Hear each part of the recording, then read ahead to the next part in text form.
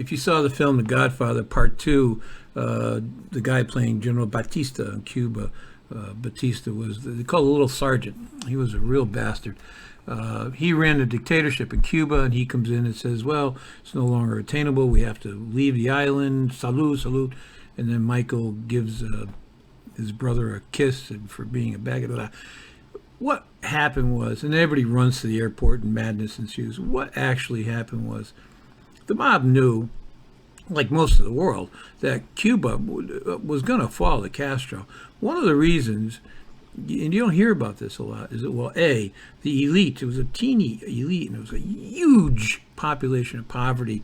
If you, the strip where the casinos were near the beach, behind it was a slum that went on for miles. And a lot of the reason, another thing, by the way, was it was just a gambling mecca. It was a slime mecca. There were sex, like a barn. You can go in and pick out little kids. You could pay to fly in from Florida, deflower a little girl, fly back home in time for dinner. It was a sleazy place. It wasn't a nice place. They tried, and the Marb jargon, they call it, Meyer Lansky's favorite term, rug joints. What did he say? In other words, no matter how much you clean that rug, it's still a cesspool.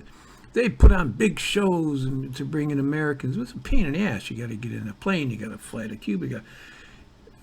The problem was also, aside from the fact that everyone was stealing everything blind, the elite was pretty coked up at that point. Research it, you'll see. They couldn't get out of their own way. Their generals were coked up. Everyone's coked. Nobody wanted to fight. There was one general fighting the Castro from New York. Think about that. At a penthouse in there. Everyone get out of there early. 1955. There were already, by the way, casinos in Las Vegas, but in 1955, the Stardust Casino opened. It was, I'm going to say 500 rooms. I read it was 1,000 rooms on opening. I don't think that's accurate. And people were worried, how in the hell are we going to fill 500 rooms? Because in those days, we thought, that's a big hotel in the middle of a desert.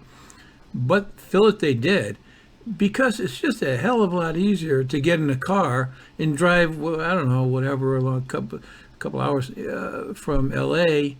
into Vegas, from San Diego, San Francisco, Texas. There are a lot of supporting cities near there that keep the place. And there's no season. You know, what's overlooked about Cuba is it's a season. It's in what their version of winter sucks. It doesn't stop raining, and it's just wind. And none of that stuff here. It was open season all the time, right? So, and it was, you're dealing with Americans. Like Lansky said, you can't make no money off the backs of the Cuban people. And he was right. You really can't. In the off season, you certainly couldn't. That's the reality of what was going on. So when it did fall, it was quick. Oh, by the way, there's a little known passage that this is in I'm going to say the early 50s, early to mid 50s.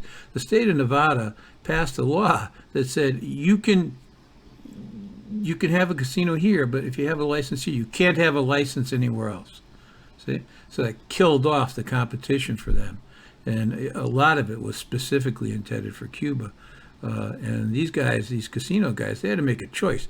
Do I put my money over in the U.S. where, it's reliable, or do I keep my fortune vested here in this ridiculous banana republic? That's what happened. That's the reality.